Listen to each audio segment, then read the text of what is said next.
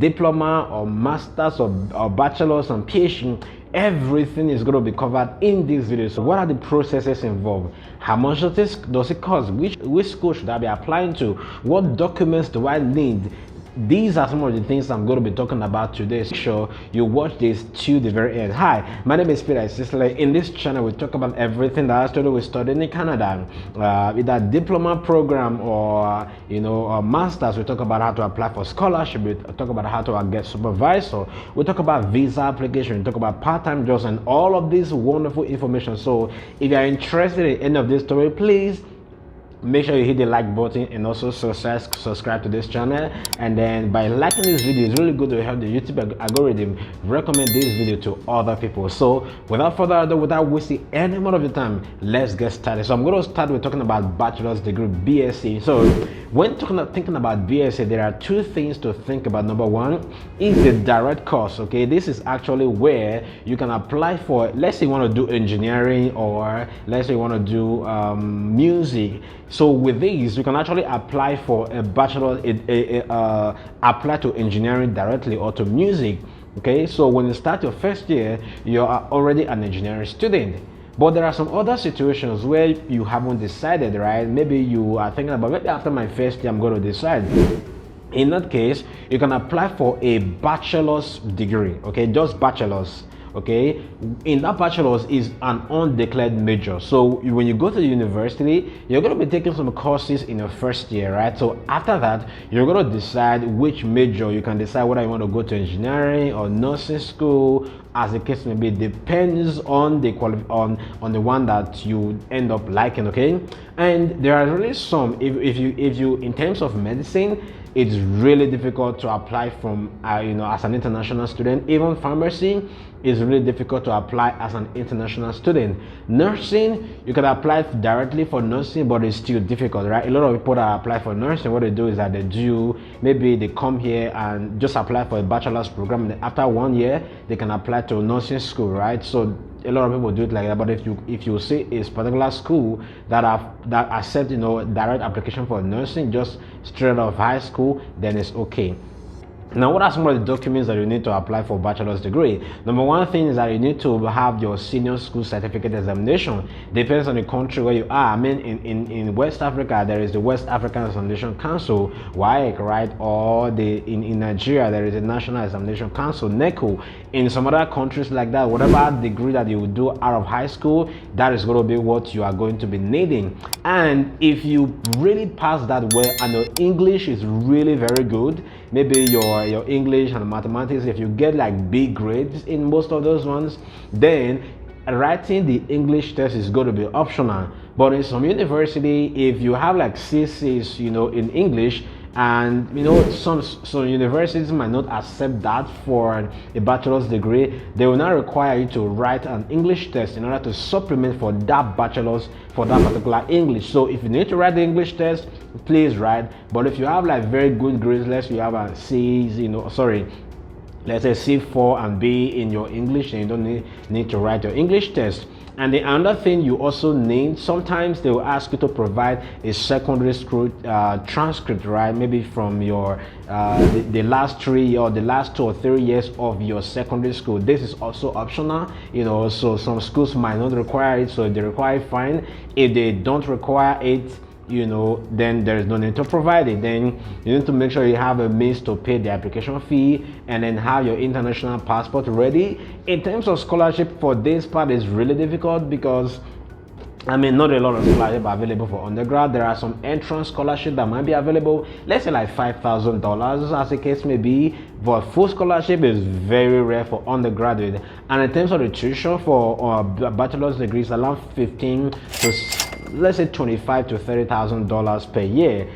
On the average is around $20,000 per year. So you can find school. You can watch my previous video to see schools with higher acceptance and schools that actually have very low tuition. You can focus on those ones. All right.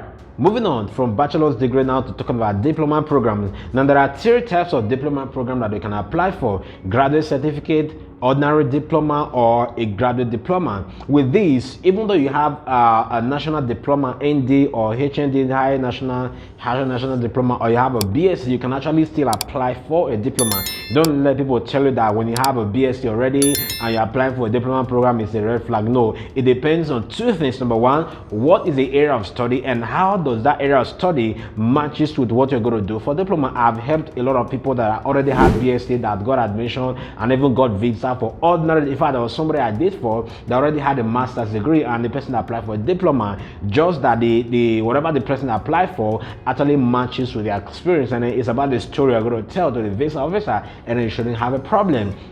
What documents do you need? Graduate certificate program are usually like 1 year, diploma between 1 to 2 years, and graduate diploma between 1 to 2 years. What documents do you need to apply for a diploma program? You need your WAEC result, you need your university transcripts, and then you need your international passport, English test, not compulsory, reference letters, not compulsory, CV in some cases is required, but make sure you have it ready, and some might require you to have a portfolio, especially those maybe photography. They will normally ask you what are some of the things you've done in the past, and then you definitely have to pay some application fee. A lot of colleges in Canada require application fee, and for this diploma program you can either do it in a college or you do it in the university. For university, they normally offer the graduate diploma, graduate diploma, and colleges they normally offer either graduate certificate or ordinary diploma. Okay, for this, in terms of scholarship, there are really no scholarship for graduate diploma program, and for tuition usually between 14 and 17,000 Canadian dollars per year. That is actually that for diplomas. For master's degree, there are basically two types of masters you can apply for, either a course-based master's or a research master's. For a course-based master's program, you can just apply right away if you meet the requirement. And what do you need? Your BSc certificate, your transcript, your recommendation letter, your CV, your WAEC results sometimes, and also this is where the statement of purpose is really going to come in. It really needs to be very good. And if you're moving on to the research, there are two parts. There are ones that are required to get a supervisor before you apply, and those that don't require you to get a supervisor before you apply. If a supervisor is required, then you're going to do search. I've done a couple of videos on how to search for supervisor. When you say supervisor, you're going to do interview, and then when they are great, then you're going to apply. If a supervisor is not required, you just have to apply right away. And then during the application, during your maybe your statement of purpose, that's when they're going to ask you name like 3 professors that you are interested in working with, right? So when you have all of these and then you apply, then you wait for admission. For course based, there are really no scholarship. For research based, for the most part, there is scholarship. Depends on the university and the school. The scholarship is usually around, let's say, 15 to 17 to like $30,000 as the case may be.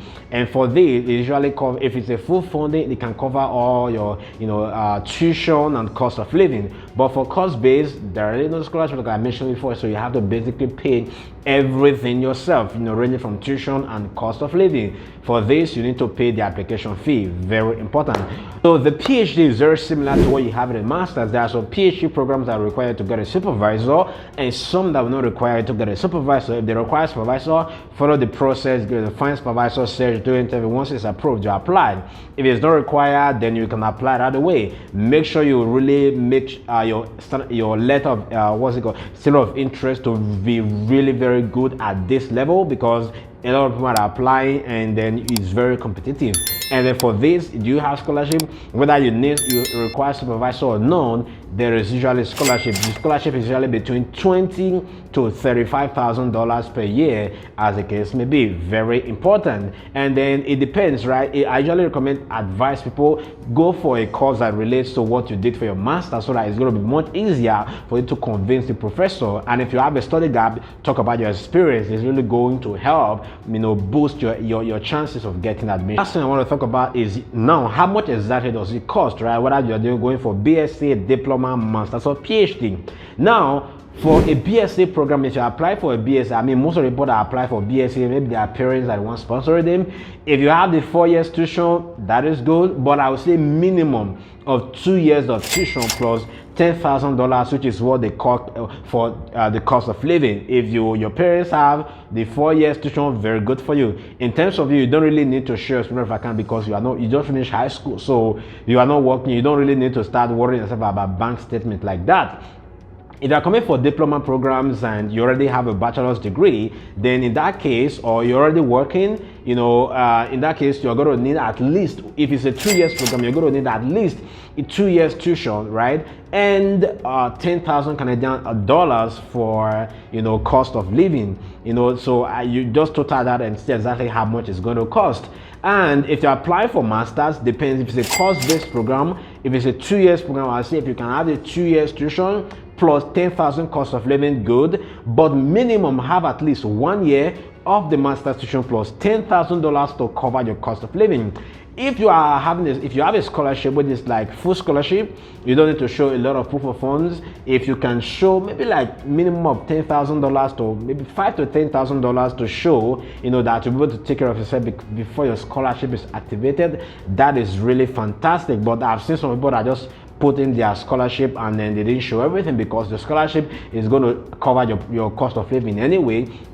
The same thing applies for PhD. If you apply for PhD, you need to have, if you have your scholarship and then maybe $10,000, it should be fine. But if your scholarship is good, you can actually just show that. You don't need to show any extra thing. But if you are coming with family, that's actually not going to be a game changer, whether you have full funding or not. If you are coming with family, everybody you are including in the application, you are going to be adding at least $3,000 to $4,000. So if you're adding your husband or your wife and like $1K, that's $3,000 plus $3,000. That's going to total to about $6,000 or $7,000 for any additional person you're going to be adding to. This is going to be in addition to everything I talked about if you are applying a loan. The last question I usually ask is, can I bring my family? Yes, there are two ways of doing it. Either you apply a loan, when you get there, apply for spousal open work permit for your spouse, and then your kids as well, they come join you. That is much easier. About 90% of people do that. Another thing that people do is that they apply, and then when they apply, they also include their spouse in the application. That is quite very complicated because you really need to show a lot of family ties. Why are you including everybody in the application? Meaning people can get denied just because of the fact that you're not able to convince. It will be difficult to convince the visa officer that you're going to return back to your country after your graduation. So, to avoid that problem, you can apply a loan, and when you get there, maybe you don't need to wait for like 6 months before you apply for your spouse, right? Within 3 months, right? In fact, 1 month of arrival, you can actually apply for them because it takes time for them to process. Processing time usually around 5 to 7 months, as the case may be. But with COVID, everything else scattered. I hope in the future, it returns back to the normal processing time. In terms of how long it takes and when you're going to start planning, I would say give yourself minimum of a year, right? So if you are planning to apply in January, don't just start. Don't just start and say by September I plan to come to January. No. It has to be minimum of 1 year so that you can have enough time to apply, put yourself together and apply for visa, and then get your approval. Okay, that's going to be the end for this video. If you haven't liked this video, please do it to like this video, hit the subscribe button so that whenever new videos are released, you'll be the first person to get notified. Once again, thank you for watching this video. I'll see you in the next video.